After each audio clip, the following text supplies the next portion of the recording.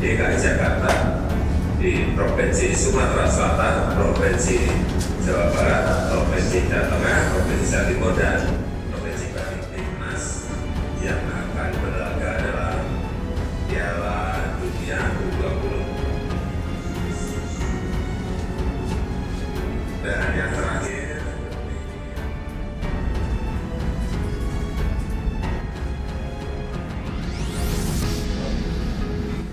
terima kasih Pak Menko. Yang kami hormati Pak Menko, Pak Menpora, rekan-rekan media sekalian yang berbahagia. Seperti yang disampaikan Pak Menko dan Menpora tadi, hari ini kami melakukan rapat terbatas dengan Pak Presiden, khususnya berkaitan dengan penyelenggaraan World Cup Under 2021. Di mana saya selaku Ketua Umum PSSI berkewajiban dalam meng-hire tim nasional U20 yang alhamdulillah sekarang mereka masih berada di Kroasia sejak 30 Agustus yang lalu. Tadinya TC ini kita persiapan untuk menghadapi Piala AFC di Uzbekistan yang akan berlangsung Oktober tahun ini. Namun tentunya seperti disampaikan oleh AFC, rencananya diundur dan akan digelar pada awal 2021 dan bertempat di Uzbekistan kembali. Rekan-rekan media sekalian, kita tahu pemuda-pemuda timnas U19 sedang berada di Kroasia sudah menjalani 10 kali uji coba, di mana yang pertama melawan Bulgaria kita kalah 3-0, kemudian lawan Kroasia juga kalah 7-1. Ini memang jauh sekali rankingnya. Kroasia itu ranking 6, Bulgaria mungkin ranking puluhan di sana. Dan kita bisa menahan imbang Saudi Arabia 3-3, di mana kita sudah tertinggal 3-0, namun anak-anak dengan semangat tinggi, semangat juang yang luar biasa, semangat bertempur yang luar biasa bisa menyamakan kedudukan di 3-3. Ini mulai kelihatan performa yang cukup meningkat. Saudi Arabia juga secara ranking di atas kita jauh, sekitar ranking 50 sampai 70-an. Dan 2 kali kita melawan Qatar, pertama menang 2-1 dan ditahan seri 1-1. Ini juga menggembirakan. Namun kembali kita kalah lawan Bosnia yang memang ranking cukup jauh juga. Tapi bagi kami adalah pengalaman yang berharga mereka melaksanakan uji coba atau ditanding di Kroasia. Kemudian melawan Dinamo Zagreb, ini klub yang cukup bertengger di papan atas, kita menang 1-0. Dan juga melawan Hugo Polje, kita menang 3-0. Kemudian yang mengembirakan waktu melawan Makedonia Utara, kita menang 4-1 dan terakhir kita ditahan seri 0-0. Dan tentunya kembali peningkatan performa yang kita lihat dari hari ke hari makin bagus. Kami informasikan bahwa timnas U20 akan pulang ke tanah air mungkin hari Rabu tanggal 28, dan kita akan kembalikan ke klub masing-masing. Tentunya sebagai rencana awal bahwa setelah mereka tidak TC, mereka akan kembali ke klub masing-masing untuk berkompetisi di Liga 1 dan Liga 2. Tadinya rencana demikian.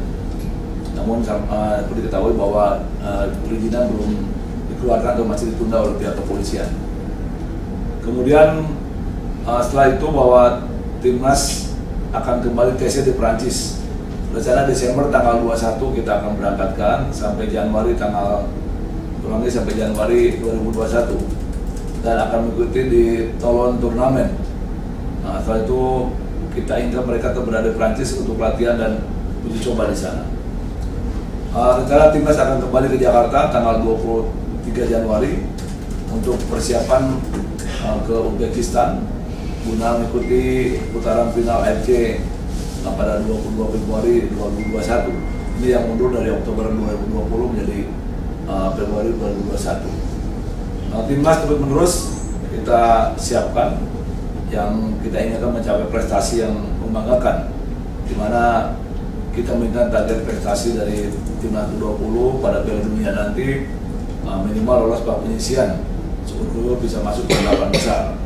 Untuk itu saya selaku Ketua PSSI secara optimal sengaja melakukan pertandingan persahabatan dengan tim-tim negara lain yang secara kemampuan lebih dari kita. Namun kita lihat mereka bisa mulai menyamakan performa yang ada di negara lain dengan kita. Dimana kalau kita latihan di negara ASEAN tentu tim-tim lawan tanding tidak seperti negara Eropa atau tempat-tempat lainnya. Ya, kami informasikan bahwa skuad timnas itu terdiri dari 30 pemain, 19 pemain di Liga 1 mereka ada. Kemudian juga di Liga 2 ada 2 pemain dan di klub luar negeri ada 15 pemain. Sisanya di SSB dan di diklat-diklat yang ada. Artinya apa? Para pemain ini memang pemain-pemain yang memang dipakai di liga-liga yang ada di baik di Indonesia, Liga 1 dan Liga 2 dan di liga-liga dari luar negeri lainnya. Kemudian ada 2 pemain keturunan yang kini bermain di timnas U19. Yang pertama Jack Brown, kebetulan memang berpaspor Indonesia karena ibunya orang Indonesia dan ayahnya berbahasa Inggris. Yang bersangkutan main di Lincoln City di Inggris. Kemudian yang kedua Evan Bagot, ini pemain belakang yang kita lihat bahwa tingginya cukup luar biasa 192. Yang bersangkutan main di Ipswich Town Inggris. Demikian memiliki paspor Indonesia karena ibunya orang Indonesia dan ayahnya orang Inggris. Rekan-rekan media sekalian, kita ketahui pada saat dikontrak Sintayong memiliki program check-in dan check-out. Artinya setelah melakukan training camp, pemain kembali ke klub untuk melakukan kompetisi dan begitu seterusnya. Latihan, selesai latihan, kemudian kembali kompetisi, latihan lagi kembali kompetisi. Dimana kita tahu bahwa kompetisi adalah ajang dari peningkatan skill maupun performa daripada anak-anak U19. Dimana kalau kompetisi mereka akan bertemu dengan pemain-pemain seniornya, kemudian pemain luar negeri juga yang ada antara 3 dan 4 orang di setiap klub yang ada, sehingga pengalaman, skill dan lain sebagainya bisa terus ditingkatkan. Tentunya juga dengan kompetisi mereka banyak belajar juga, karena atmosfer yang berbeda apabila memang dalam latihan atau TC dengan pertandingan yang betul-betul mengejar target di mana setiap tim ingin menjadi juara dalam kompetisi tersebut. Kemudian tentunya yang terakhir, kami selaku Ketua PSSI mengucapkan terima kasih kepada pemerintah, Bapak Presiden dalam hal ini, juga Bapak Menpora yang telah membantu timnas U20 bisa melakukan training camp uji coba ke luar negeri dengan biaya negara. Kami sampaikan kepada pemain waktu akan berangkat, kalian berangkat ke luar negeri TC dibiayai oleh rakyat dengan uang pajak yang ada. Tentunya atas perintah Pak Presiden ke Pak Menpora dan ke kami, ke Pak Menko juga. Sekali lagi terima kasih dari federasi, karena memang kalau negara tidak membiayai, maka kami tidak akan bisa berlatih. Karena sekarang memang situasi pandemi COVID, sponsor juga tidak ada.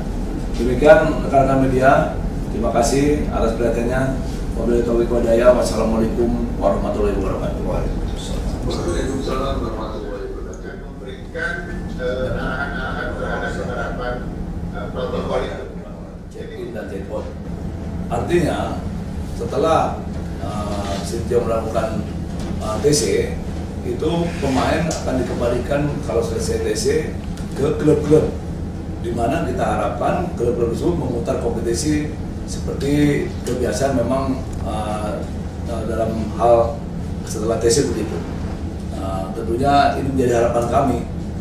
Setelah pemain nanti kembali tahun 28 kan mereka tidak dilatih secara TC kembali, artinya Sintayong juga akan menyiapkan mungkin roadmap berikutnya. Dia perlu istirahat juga, perlu represi juga, sehingga diharapkan dia akan kembali ke klub-klub Liga 1 pun Liga 2 untuk berkompetisi dan bertanding, di mana terus bisa performanya dijaga bahkan ditingkatkan, baik mungkin stamina-nya, kemudian skill-nya dan lain sebagainya.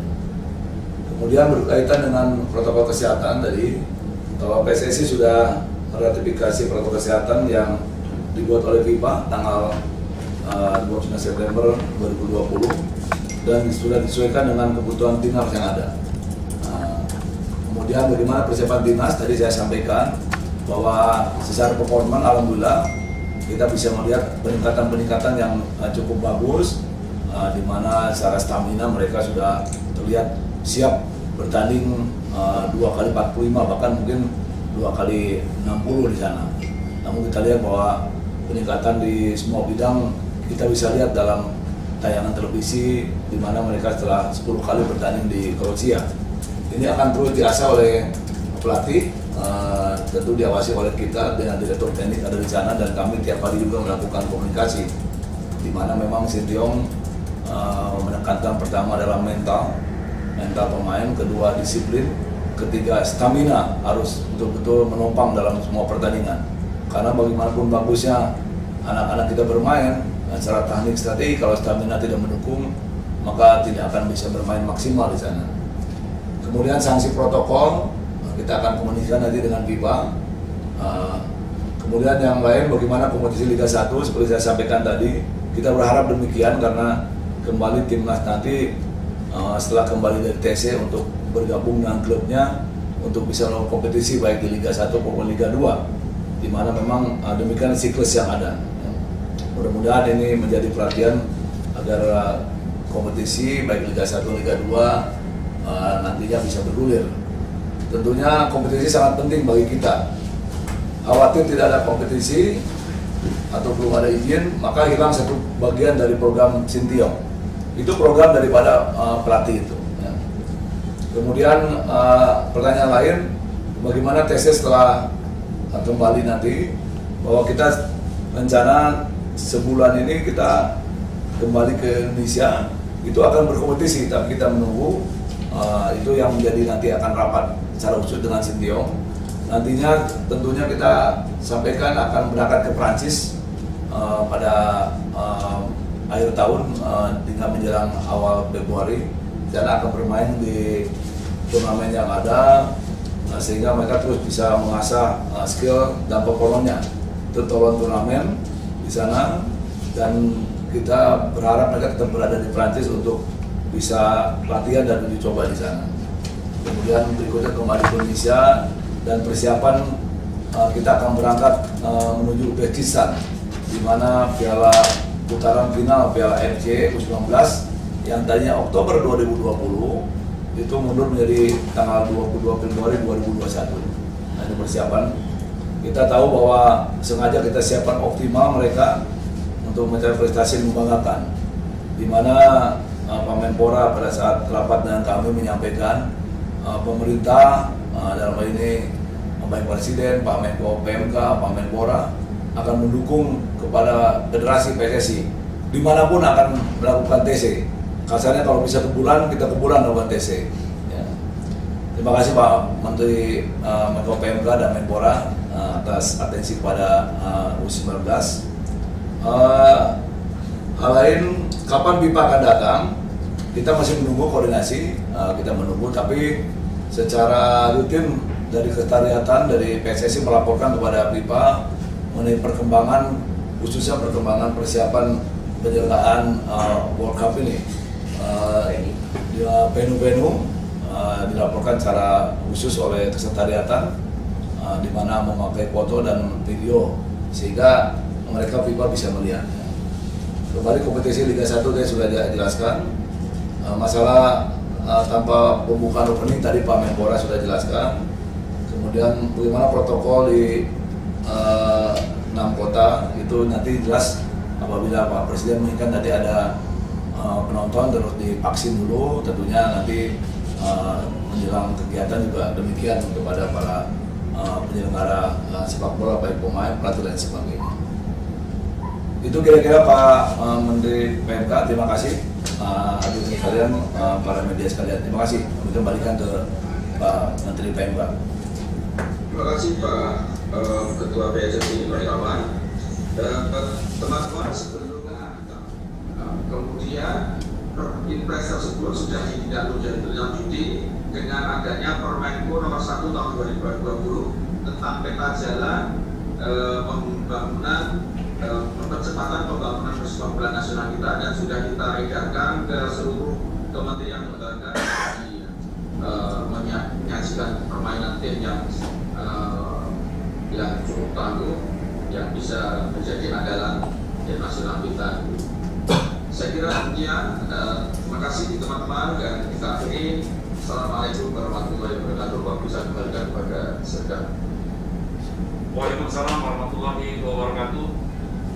Terima kasih Bapak Menko PMK, Menpora dan juga Ketua Umum PSSI atas penjelasannya dan jawaban-jawaban yang telah diberikan atas pertanyaan.